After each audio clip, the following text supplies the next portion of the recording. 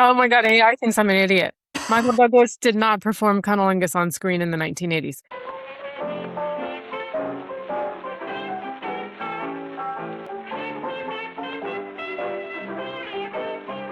Welcome to the girlfriend, the sex object, the nag, the podcast. I was like, oh my God, am I going to remember the name of our podcast? I had that thought this morning. I was like, what did we call it again? It's been so long. The Nag Pod for short, where we talk about our favorite films and how the female characters are portrayed in them. I'm Maria Shehata. I'm a comedian, actor, and writer living in London. And I'm Kat Rhinehart. I am a writer-director, procrastinator, living in Van Nuys, Los Angeles, California. I've forgotten everything. It's been so long. I'm sorry. We haven't recorded in a couple of months, and I'm like, what do I say? Who am I? It's been a couple months. We lost our podcast chops. Bear with us. Welcome to season 2, we'll call it, rather than we needed a life break. It was on purpose. Yeah. What have you been up to? Just, writing. It's so hard to write. My girls my older one is, goes to school or camp every day, but my 2-year-old is in daycare right now 3 days a week for me to write. And I get home and I sit down, I open up my computer, and then I just look at my notes, and I open up the script document, and then I just feel really overwhelmed. And I love walking around listening to music, breaking the story. But then when you have to actually just put pen to paper, keyboard to finger, tedious. It's so monotonous. So I have a really hard time. But yes, I do. And I'm like, why am I not writing more? This is horrible. This is the whole point of this time I have. And it's just so fun to procrastinate. So we both decided that we're going to watch the same movie and then give our thoughts on it. And I've suggested Married to the Mob. Where did that come from? Because it's a very random deep cut. Yeah, I don't know. I think I downloaded some random Mubi or Tubi or one of those weird apps, and it came up. I ended up really liking it. I just thought it was such a fun, stupid movie. It's from the 80s. It stars Michelle Pfeiffer. I thought it was just really funny. And actually, the second time I watched it, it was funnier. I didn't think it was funny at all. Really? It's why is this considered a comedy? What did you think was real about it? She's so miserable. Yeah. So put upon. She's miserable. And then these bad guys are after her the whole time. And she's just this poor, sad, depressed. And she gets a horrible haircut. They could not have made her look less like Michelle Pfeiffer in the 80s. Okay. That matters. Not that that matters, but come on. Okay. I completely disagree with you.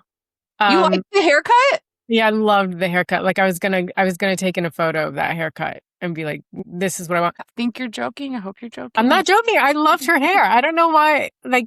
It's curly. It is my hair. If I just had a bandana thingy. Your hair is way more fun and full. The angle was too she might as well have had on fupa mom khaki shorts that went down to her knee. What's a fupa? You don't know what a fupa is? No. Hold on, I'll just Google it because you. Often I say "what's a," and then.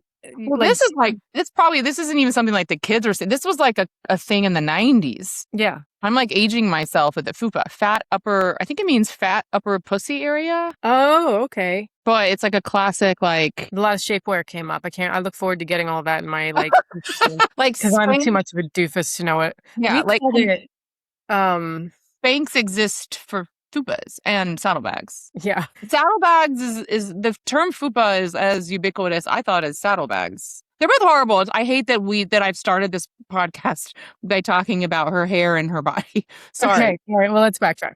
The movie's about a woman who's married to a mobster, and he gets murdered. And then the mob boss who murders him makes a move on her. She's not interested. But everybody takes it the wrong way. So the mob boss's wife hates her. She doesn't want this life in the mob anymore. And she didn't want it while her husband was alive. So when her husband died, she took this opportunity to leave. I think were they in Long Island or New Jersey or something? Somewhere New York City adjacent. Mm-hmm. She took this opportunity to leave and go live in this shitty apartment in Chinatown with her son. And the mob boss follows her. The mob boss wife, Connie, follows her, and the FBI's following her because they think she's some bimbo who they can use to get to the mob boss. So she has all these people kind of after her, and she's just trying to live a good life. Yeah, she's just trying to be a good person, raise her son ethically. So she can't take any of the mob money anymore, so she tries to find a job. That's really hard. That's what her apartment's a shithole because she can't afford anything better,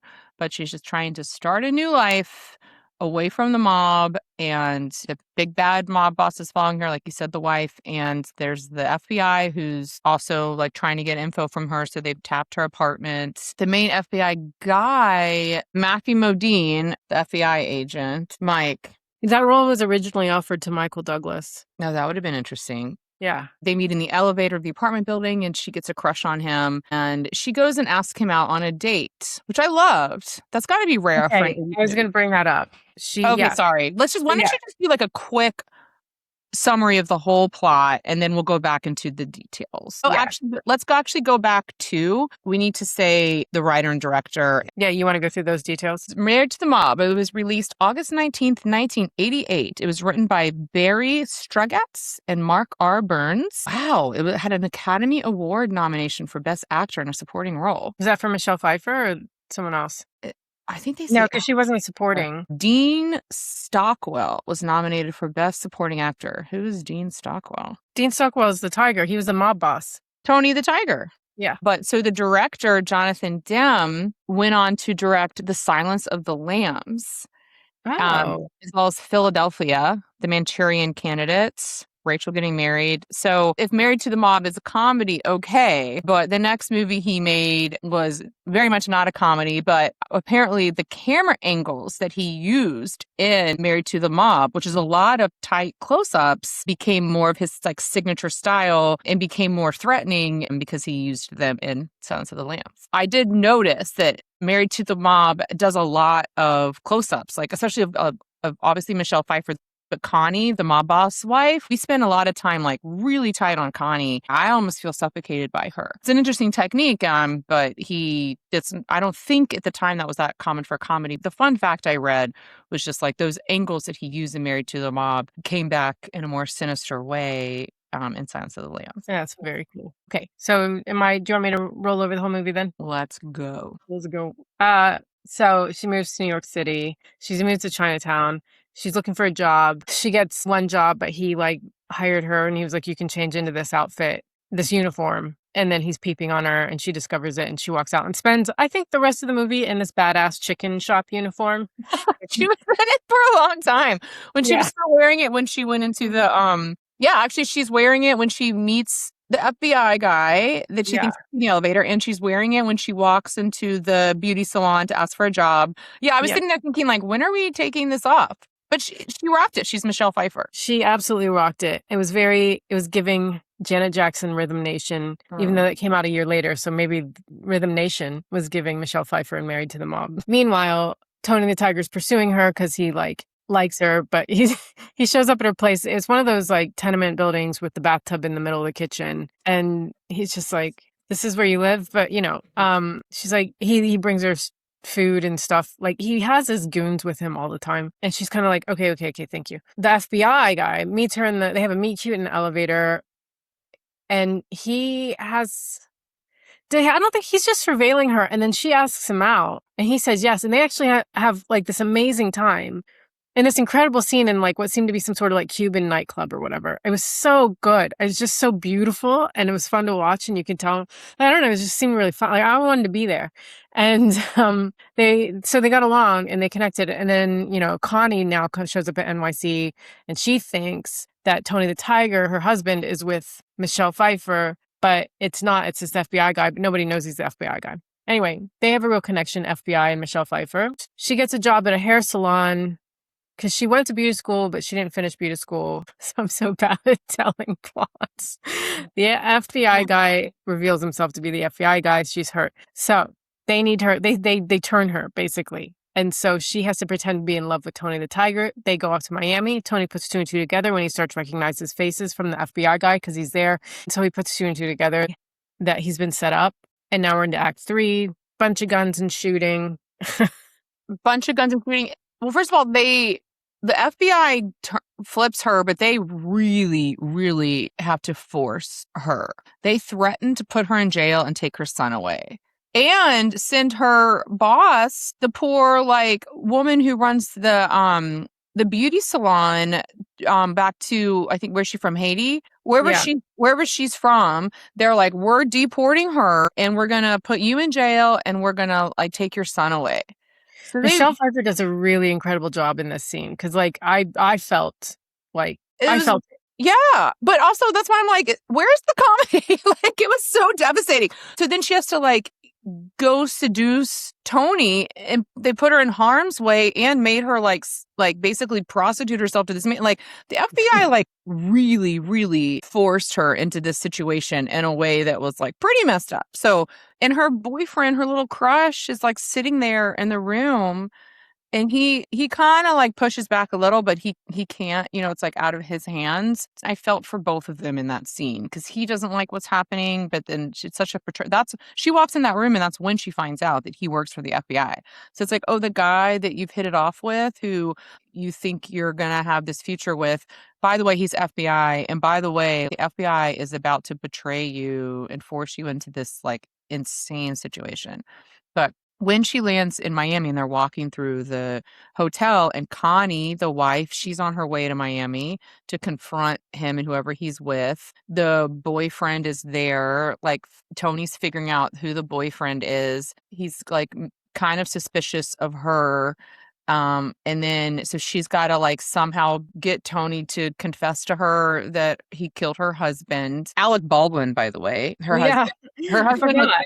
her husband was like Alec Baldwin, like peak Alec Baldwin hotness, but he's a scumbag. Anyway, when we're like literally walking into Act 3, as they're like walking through the hotel room, I remember thinking there are so many threads that they have to tie up. How is this going to play out? It was really well done. Wow, she is in a real pickle. How is this going to play out? So it was like really fun and really exciting, the third act. Yeah. And I hate third acts. I just want to be there for the nightclub scenes and the like outfits and like Trailer moments. huh? The trailer moments. Yes, exactly. When I'm writing, I hate the third act because it's like now I have to like bring it all together in this satisfying way. And it's most fun to write the really fun scenes. My script, Mother's Little Helper, that I've been writing for years with another mom friend, we set up this really fun thing, and then all the really fun stuff happens, all the trailer moments happen. And then after the midpoint, now you have to start doing plotty stuff. And Yes. it's not fun. And now it's like, now I have to satisfyingly tie up all these like this is why I like TV. There's none of this third act bullshit. It just keeps going. And that's why I just like enjoy TV so much more. oh my God, let's just write TV.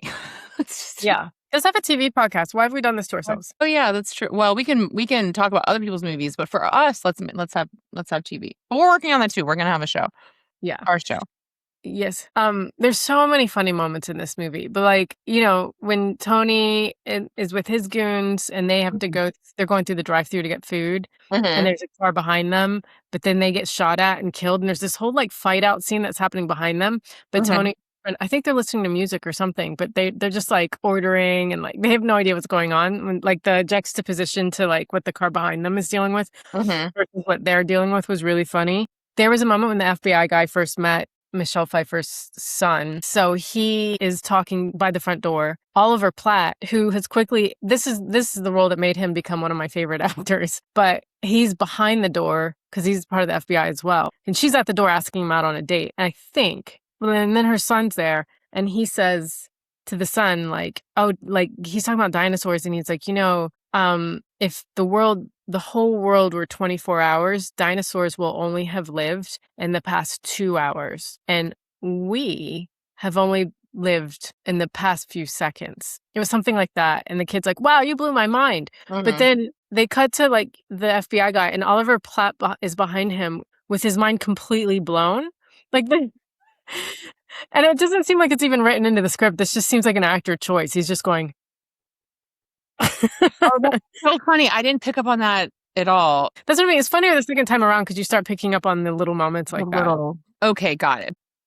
When you're a single mom, you can't let the men know that you have a kid because like child molesters seek out single moms with children. So it's like, that's where my head was, which is not even the point because he's an FBI agent, but she doesn't know that. So that's where I'm thinking about that. It's like, I'm completely off on another planet watching this scene. But yeah, what's his name? Oliver Platt. He is very funny. He was, yeah, maybe a little underutilized in this movie because he is very wonderful. They like somebody says somewhere in the movie that like everyone fears Tony and Tony fears Connie. So I thought that was a fun play because when Mm, she's like, if you ever cheat on me, I mhm. will make your life a living hell. Like she like more than that, she like completely threatens him. Yes. So when she shows Right. up, That's true. He's the only person on the planet who can threaten Tony. yeah. So when she shows up in Miami, Tony like he's like literally like, oh. Yeah. And Yeah. that's really funny. It's fun to watch a mob boss be like so terrified of his wife. And she is scary. Like she's such a good actor. She is scary. She really bullies Michelle Pfeiffer. It's pretty brutal. But then when that wrath is turned on Tony, then it's very fun and satisfying to see.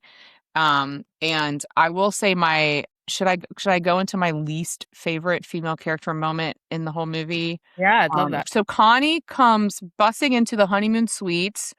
She pretty much saves the day because Michelle Pfeiffer and her boyfriend, the FBI agent, Matthew Modine, whose character name is Mike, the FBI agent. So he's in there with Michelle Pfeiffer. They are probably about to be killed by Tony's Goombas who are in there too in the hotel room. And but maybe not because Mike says like this hotel room has been bugged. The police are about to come in here, and it's like maybe they are, maybe they aren't, but they're definitely Oh, like they stay for fucking ever. I was like, where are yeah. these guys? They don't want to help him at all. That right. It's like, why don't they? Yeah, especially because as soon as like because he has a ring that has a wire on it. That's like he clearly he knows it's a wire when she hands it to him, when Michelle Pfeiffer's character gives it to him. Yeah. He's like, oh, thank you, and puts it on, and it's like he knows. So he takes the ring off, and yeah, and then the guys are all just like sitting around a room, and then they don't do anything, and it's like, oh Yeah. my god. But who does come a knocking is Connie, his wife, and she's at the door, and when she comes in, like she really saves the day. She like because now they're distracted and like everything's all coming to a head in this like fun, exciting, satisfying way with everybody there. It's great writing. It's great filmmaking.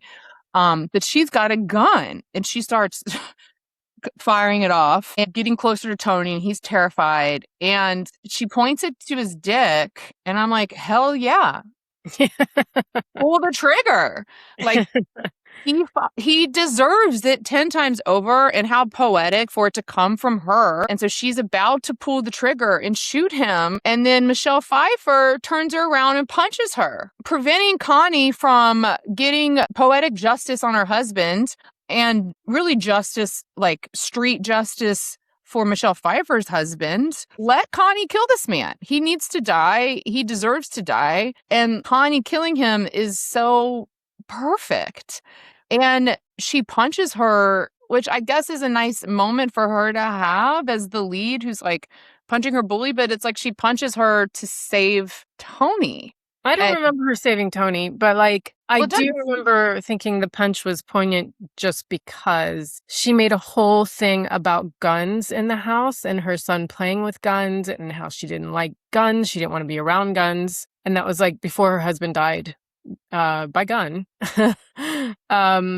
So for her to, I thought Connie was like pointing it at Mike or her or something, but instead of shooting Connie or doing something like that, she punches Connie. So I think, yeah, she was going after Tony. I mean, look, maybe she would have turned it on Michelle Pfeiffer next, but she was pointing it at Tony's dick. And I was like, let's go. Like, yes, yes, yes, yes, yes, yes. And Michelle Pfeiffer, like, took that from her. She should have punched her, shot him in the dick, and then turned it on Michelle Pfeiffer, and then she could have like knocked out her hand and punched her or something like. Because then she has her. Then they both get their moment in the sun and the retribution. I was like so disappointed by that. I really wanted that moment. And then they tease it later. Tony goes into the bathroom on his way to jail and Connie's in there with a gun. And then he wakes up and it's just a bad dream. And I'm like, come on, give Connie her revenge moment. That was the only thing that plot-wise that I didn't like as far as female characters. I did not like Connie. But then when she comes in here, it's like, okay, like, yeah, her husband's a scumbag. Let's shoot him in the dick. Yeah. Well, all right. So maybe the two male writers couldn't let that happen. Oh, that's true. They're like, no, threaten. Yeah, let's not even go there. Do it. Yeah. And I mean, like, yeah, I don't want to promote violence. And I'm not saying that like, but I'm just saying within this world, Yeah. within the mob boss world where everything is solved with a gun, let Connie have her moment Yeah. where she Yeah. gets Yeah. back at her husband. So a really great scene was one of the opening scenes with Angela, Michelle Pfeiffer, and her husband, Alec Baldwin. She's like, I'm miserable. And she starts crying and she says, I want a divorce. And he laughs at her. Yeah. He laughs at her and tells her to go upstairs and take a Valium. Her acting is spotless. His callousness is flawless. Like, but it's like, it's a great scene, but so I'm like, where is the comedy? But I I know. bet they As did. I'm listening to you, I'm like, where was I picking up the comedy? Because like I'm like shit. Well, okay, so but then there is the scene when we meet the FBI agent, he jumps into his pants. He jumps into his pants.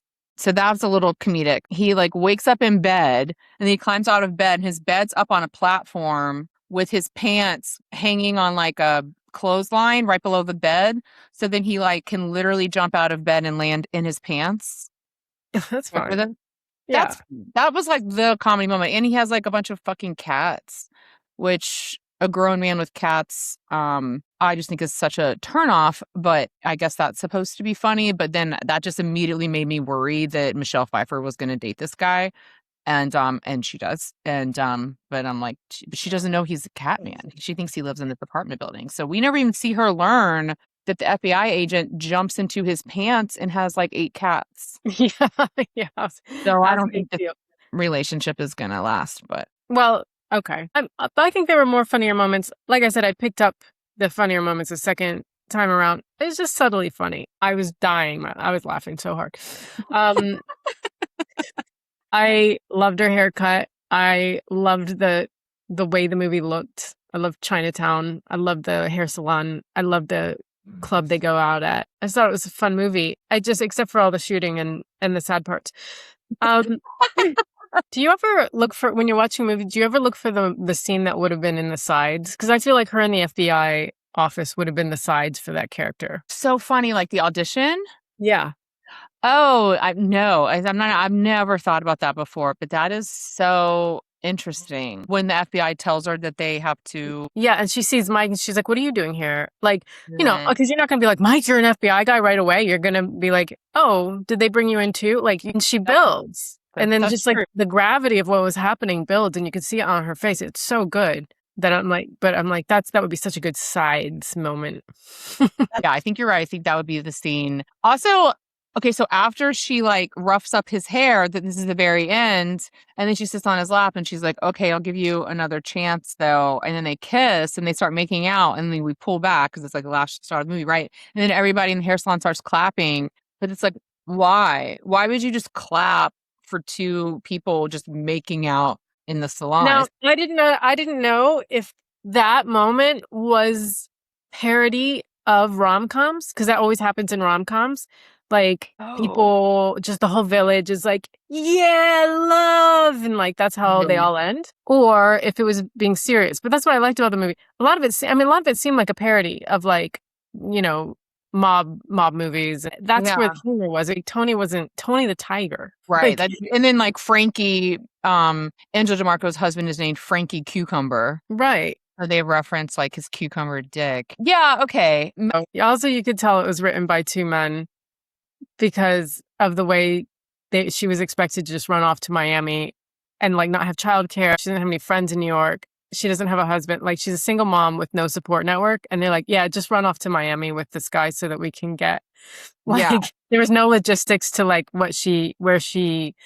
who she had watch her son. Is it the hair salon woman watching her son? Isn't she in the was window? that it? I'm pretty sure she's in the window waving by. But also, they're like, you have to go try to fuck him and go to Miami with him. Like, they couldn't just wait till he was back and do this in like a more controlled, safer environment. Right. They put her in such harm's way and sexually exploited her. They could have like maybe toned down the imminent danger that they put her in. Yeah.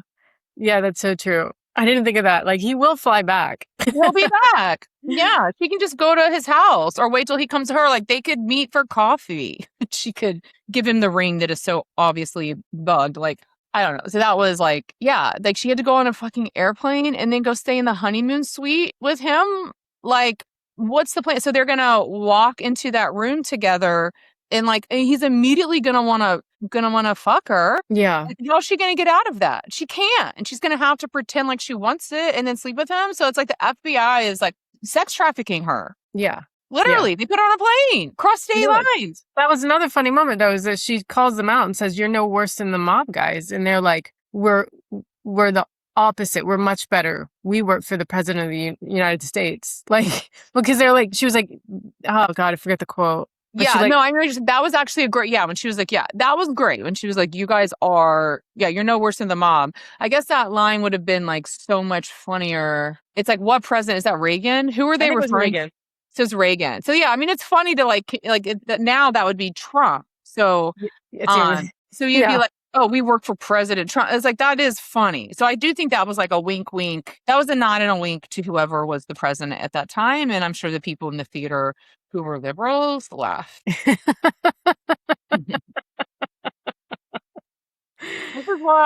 This is why conservatives don't like Hollywood. But That's really funny. Did you like her hair before she got it cut? no, I thought that the color was bland on her. I thought that they were doing everything they could to Michelle Pfeiffer. She's Okay. just so stunningly beautiful that they're like, okay, so we have Michelle Pfeiffer, but she's a mom and she's going to be poor. So let's make her look like a human being, not a movie star. I don't think they succeeded. I thought she looked stunning. Well, I mean, you can't hide Michelle Pfeiffer's beauty, but it was like, and also what was with the gray streaks in it? It was like brown hair with gray streaks. That was called frosting back then. Remember they frosted their hair. It's the highlights. Those were highlights. They were Yeah. gray. She just looked like she was graying, like prematurely. Okay. I hate it. And then they put her in that Minnie Mouse dress that was not her color. I couldn't stand that dress. She looked like Minnie fucking Mouse. Did you like that dress that she wore on that really cute date? Yeah, the one with the polka dots. Yes, she looked like Minnie Yes, I like Mouse. that dress. I thought you would have loved that dress. You owned that dress. You had a vintage dress. I probably did own that dress, but it's just like it's like the harsh primary colors. I didn't like the dress and I didn't like her hair. I just wanted to soften her. All right. Should we do the questions for her? Yes. Okay. What does she do? Works at a hair salon. Yes, but at first she's just an unhappy mob wife. Yeah. And then she gets a job at a hair salon. So she pursues her past. You know, one thing that I thought that really bumped me when I first started watching the movie was how the movie opens with her at a hair salon. They're talking, the other mob wives are talking about like what a bitch she is, and that you cut to her and she's so miserable, and then she gets home and she's just like, I'm so miserable, I'm so sad. And her husband's like, why? You have we have money, you have this, like we have all the things we didn't have when we were kids. And it is interesting, there was like nothing that happened to get that going. She just like starts being unhappy at some point being a mob wife and decides she doesn't want that life. She wants a life where I feel like they wrote that in because otherwise, like if she hadn't said I'm unhappy, then her husband gets shot and then she decides to go to, I don't know, it just feels like it's more her decision. Like if her husband just got shot and she went to New York, it could just be like victim of circumstance. Like, okay, well I can't afford my space here. But because she'd already said I'm unhappy, and then I don't know, like it feels like it's more autonomous that way. Autonomous? All right, where she has to want to be out before he dies so that we like her and think she's a good person. Yes. But there was obviously at some point she was down and happy. And then at some point she becomes unhappy and we meet her on a day where she says, I want a divorce. And it felt like that was the first time she had said that to him. But there's like nothing that triggered that. That bumped me. But anyway, she did go to beauty school before she became a mob wife. And then she ends up being a beautician. So yeah, so she's a beautician. What does she want? She wants a good life and a like nice, honest life for her son. She wasn't even looking to date when she met Mike. Mm-hmm. So I think she just wanted to like live a straight and narrow life and not have this whole crime life be a part of her son's life anymore. Yeah, she wants her furniture to be clean. There's like a little thing that she says with her son where they'll be like, "We're gonna be good." Do you remember that? They have like No. a little handshake they do where they're like, "We're good." And so she's just like, "I'm a good person, you're gonna be a good person, we're gonna be good people." Does she have friends? Uh, no, because her friends in New Jersey or Long Island, I can't remember. Doesn't But matter. like, they're not her friends. You know, she doesn't think she's better than them. She just doesn't want the same thing anymore. Yeah, she's very isolated. She does Yeah. not she doesn't wanna be friends with the mob wives, and I guess that's her only option where they live, and she does not like them, and they do not like her, and then she just leaves and moves into that apartment with her son, implying that she doesn't have anyone else to go to. She doesn't have any support or parents. Like, where are her parents? Where are her friends? Didn't her parents die? Did they die? Did they establish that? I can't I think remember. they did. I think they did. Okay. Okay. She didn't inherit anything. I mean, I was like, she couldn't bring any money with her. Like, I know. Well, that's the point. like, Was it was all dirty money. they have no money. I mean, they have enough money to pay for their shithole apartment. That apartment's not free. And she does not have a job, but like she's got to have like something. But they do say that she donated all the furniture and did she donate the house? Not. Yeah, you're right. That's unclear. She moved to the city with mostly nothing, as much of nothing as you could have a character move to the city with nothing in a movie. However, in real life, like she's paying rent for that apartment and buying food, even though it's not good food. She's buying club soda, Yeah. and buying food for her son. Okay, is he good for her? I think so. I think because they get along really well. And yeah, he started by lying to her, but it was his job.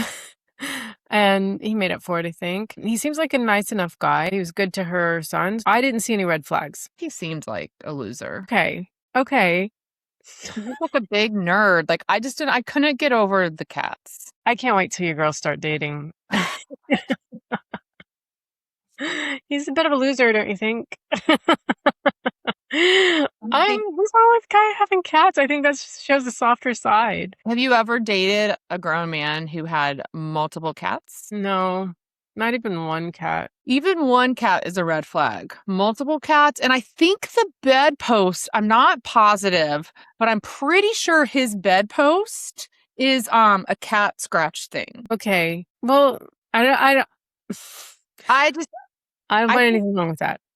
I just like she needs to get fucked, you know? She's Michelle Pfeiffer. She says she hasn't been touched and she doesn't even know how long. Yeah. Like she needs to get what she needs. Mike, the cat man with the cat scratch bedpost and the pants on the clothesline that he jumps into ain't doing it. But I did think it was cute how he like lies in bed next to her and they cuddle. But he's like the classic friend zone. That man has been friend zoned by every beautiful woman he's ever known. And for good reason, and she should be friend zoning him too. Okay. Yeah. Well, do you think if it were Michael Douglas, they would be a good couple? I could see Michael Douglas at least like, I just need to think that this woman is going to get like properly. Who do you think would properly bang Michelle Pfeiffer? Oliver Platt? In 1988. I mean, just Matthew, he just seemed like what's milk toast? Like he just seemed like he seemed like the kind of guy who would crawl in bed next to Michelle Pfeiffer and cuddle her. It's very sweet. That's what she needed. She needed a cuddle bunny, but then she needs to friend zone him and then get properly fucked. Michael Douglas in the 80s, yeah, Gordon Gekko. Greed is good. Hell yeah. He's gonna like, you know, like she Put it needs down. Yeah, didn't Michael Douglas say that he got throat cancer from too much cunnilingus? That's what she needs. She needs a guy who's getting throat cancer from too much cunnilingus, not what's it called when you have too many cats? Toxoplasmosis. Yeah. Okay. Look, I could see it. Michael Douglas in the 80s. The too much cunnilingus thing. He was the one that married Catherine Zeta-Jones, right? Yes. And I swear he said that he got throat cancer from too much cunnilingus. Yeah, but that was because of HPV and not because. Okay, but whatever. There might be something, but I'm just saying that like that man is. Oral sex caused my cancer. Sorry. I mean, Oh my God, AI thinks I'm an idiot. Michael Douglas did not perform cunnilingus on screen in the 1980s, but But maybe he should have. Maybe if he had been married to the mom. I mean, honestly, Alec Baldwin. That's her. he's got HPV. Wait, hey, Sorry, Alex. but okay. So Alec Baldwin is smoking hot. I mean, he's a scumbag. He's cheating on her. But like, actually, yeah, Michael Douglas in the late 80s has some swagger. I'm looking at pictures of him. I could believe that I think he could have played the FBI agent with a little more nuance than Matthew Modine and not seemed like such a Weenie. meanie. He's a weenie. Weenie, thank you. Yes, weenie. Yeah, he just seems like he's just kind of a nerd, like not a fun, cool nerd. Like he's just kind of a geek. Like who's the guy who was married to Margaret Qualley and they just split up? Like not that kind of nerd. It's cool that he works for the FBI though. That's hot. But I don't believe that he would save me in a shootout or like be like badass and know any cool moves. And like as evidenced by the fact that he was in like white Keds during the shootout and did very much not save her, right? No, he didn't do much there. He was pretty ineffective. He was just waiting for the cavalry. And then, but if her son's being bullied, he'd probably be able to make those kids disappear. That's true. That's cool. I mean, so with Mom. Right. But That's she just flipped the coin, didn't she? She just went from like the mob life to the FBI like wife. It's the same. It's the same. It's a different side of the same coin or whatever. Which is why she should just go get with Michael Douglas whatever he's doing in 1988. I will say though, I did like his mustache. I thought he was cuter and looked less like a weenie in Miami with his mustache. I thought the mustache. I like was the cool. way you say weenie, like you just learned the word. A weenie. Yeah. An L7. Wiener. Okay, so I do not think he is good for her, although he's probably better than nothing, and I'm sure he'll take very good care of her. Okay. Did I just talk over you that whole time, or did you say if you thought he was good for her? I said I didn't see any red flags. Okay. That's not the same as if he's good for her. Is that the bar? No red flags? Oh, goddamn. Come on, Maria. Hold on. Is that the bar? No red flag? That's where that's how low their bar is? You don't want more phone. Don't text him. You plan on working a salon the rest of your life? Maybe. They seem to get along. I was enjoying the nightclub scene. I haven't seen much else. That's not my fault. That's the movie's fault, but they seem to, I don't know, you find someone you get along with and hopefully they had good sex. I don't think they had sex in the movie, did they? They didn't have sex because he cuddled with her because he's friend zone for life. Did you see the way he asked for club soda? How? When he was trying to be funny and she was like, do you want something to drink? And he was like, how about a club soda? Or God, I can't do, I like club soda. Like he does it in this way that's like, maybe trying to be cute or funny, and it's so awkward that like if a man did that to me on our first date, I would not be able to I would be like, I gotta go. Like it's so funny, like icks make me laugh so much. So was he basically like, because he's working, he can't drink, so he was just trying to like make fun of himself a little bit, but like we're gonna all have a club soda because it's like the least manly thing you can ask for. And in the worst possible way. It was the least manly way to ask for it. Yeah, which can he not drink? He drank at the they were drinking at the club. There's a reason he probably ordered a club soda, but I thought it was just because he was supposed to be doing a job. Because she didn't have any when she went through her drinks at the apartment, she like had nothing. She was like creme de menthe and tequila or something. And he was like, do you have a club? But maybe you're right. Maybe he didn't drink at the club either. But the face that he does when he asked for a club soda was such a turn off. But to be fair, I don't think she was looking at his face. So I think fortunately for him, I think she was not. It's so funny. So this question I always thought was about like, assuming they're going to be together. I didn't realize I was supposed to put my own personal preference into this. And if that's the case, no, she can do way fucking better. Like this guy is he's not that attractive. There's not really a lot to him. She's gorgeous. She's a supermodel. Like she's Michelle Pfeiffer and he's just average. And so no, but I mean, I wasn't trying to put my own judgment into it. You know what I'm saying? So I was like thinking of it better on like, Is he going to provide what she needs as the character? And he seems solid. And I think she needs solid, but you're right. She does need to get banged. So, right. So that's like, is he going to provide what she needs? Yeah, he's a safe bet, but she needs to get properly banged. I don't know if he's the one for that. And like, where are they going to live? She's going to move into his apartment with all the cats. Like, once she finds out he's got 9 cats, and like the bed, she's going to have to like sleep on this bed. I think I think the reality of him would wear on her. he's going to be living a My Super Overactive Imagination episode. I mean, he's cute. I think he's cute, but He's yeah. cute. He's got a good job. He likes her a lot. He seems solid. I don't know. He's not She going to didn't stay kill with him her. forever, but he's not bad for her. But is he? I was just thinking like, well, he's not going to kill her, but he does like put her in harm's way. Yeah, but he's there by your side. Yeah, he does He go doesn't there. just send her off.